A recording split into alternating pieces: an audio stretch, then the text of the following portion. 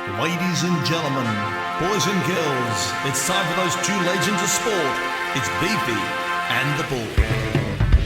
Hello everyone, this is Beefy and the Bull. I remember playing in the 72 grand final. 72! Doesn't go down like a sack of spuds this week. None of this soft stuff. Oh, Beefy! Oh, you've come out all guns blazing, mate. Beefy and the Bull. Beefy and the Bull. Beefy and the Bull. Yes. Beefy and the Bull. Beefy and the Bull. Good morning everyone and welcome to the It's great to be here, everyone. I tell you what, I know.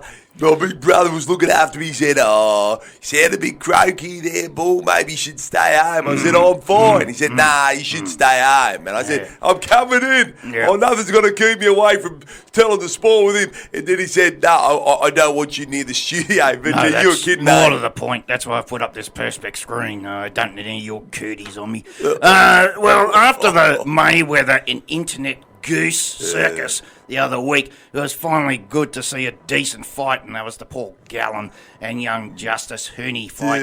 And they almost went the full 10 rounds. Almost. You're not wrong, Beefy. Yeah, Gallen is one tough cookie, and he just kept going. He certainly did, and apparently Hooney broke Gallen's rib in the second round, but he stayed on. After 3 rounds, though, it didn't look like Gallen was ever going to win unless he made a lucky knockout punch. Yeah, young Justice was fast and patient, but I'm not sure he has a knockout punch in him. He hit Gallen in the head more times than Johnny Farnham had farewell tours, but just couldn't knock him out. No, well, have you seen Gallen's head? That's had more hits than Elvis.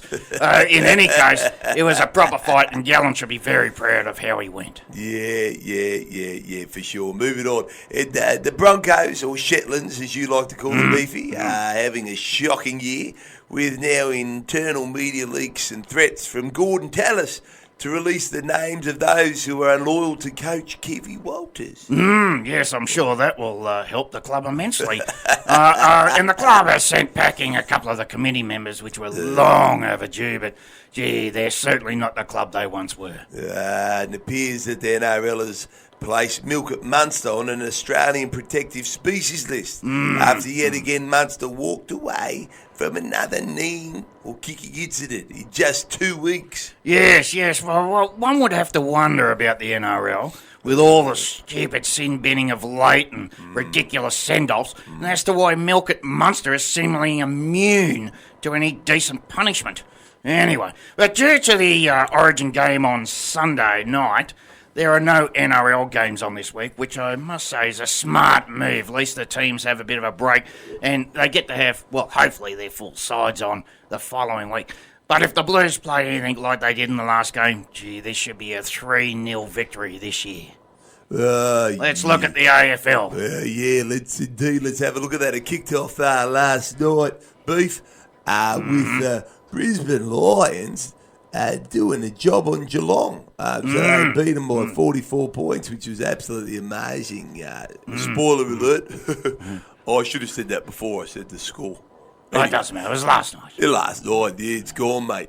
Hey, tonight we've got the Mighty Tigers versus St Kilda. St Kilda, you have let yourselves down, your supporters down, everyone down. Tigers to win by 50 goals.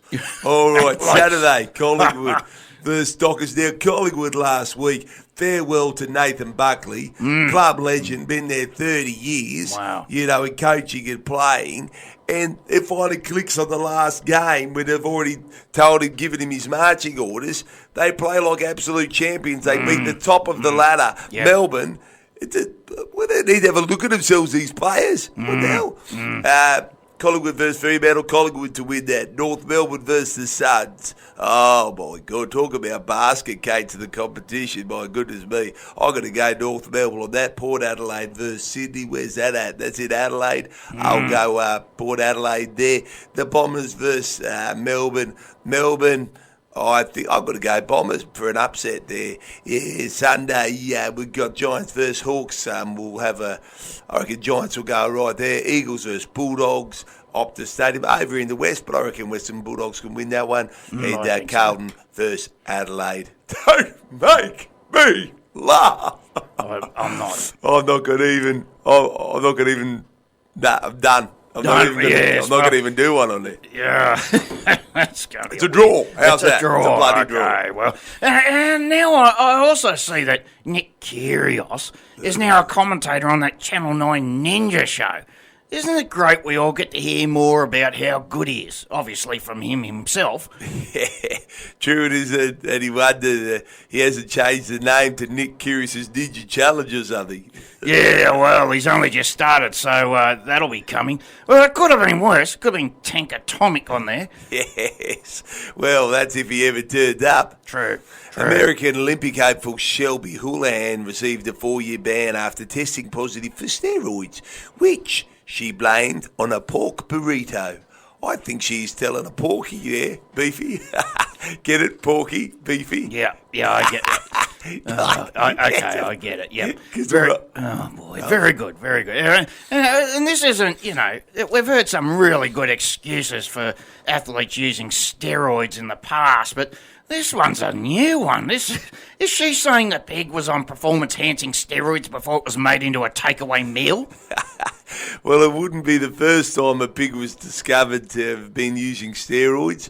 I remember the great swine 800-metre race in 72 in North Colorado, when the favourite and initial winner, Mr. BLT, was swapped and found to have taken so much steroids that he was 90% greyhound and only 10% pig. Yeah, well, it was actually later established with further tests that Mr. BLT was actually a greyhound, and the 10% pig in him was only because he ate a bacon and egg roll before the swap.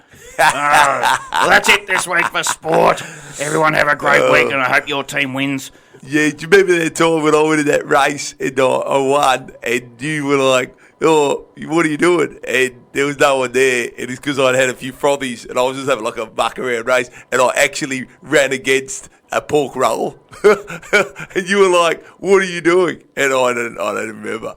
But on that note, sport can be anywhere, and as we always say here, I'm going home. Waits for nobody. Thank goodness that's over. I'm just glad I beat the pork roll. So at least you beat something. My name is Tommy Jingle Man. I'm the king of the jingle land. I sing my jingles all day long. I'm gonna make your business healthy and strong. I'm the jingle, jingle, jingle, jingle. I'm the jingle man. I'm the jingle, jingle, jingle, jingle. I'm the jingle, Tommy Jingle Man. Boost your business with a catchy jingle for your TV, radio, and social media advertising. Go to TommyJingleman.com. Tommy Jingle.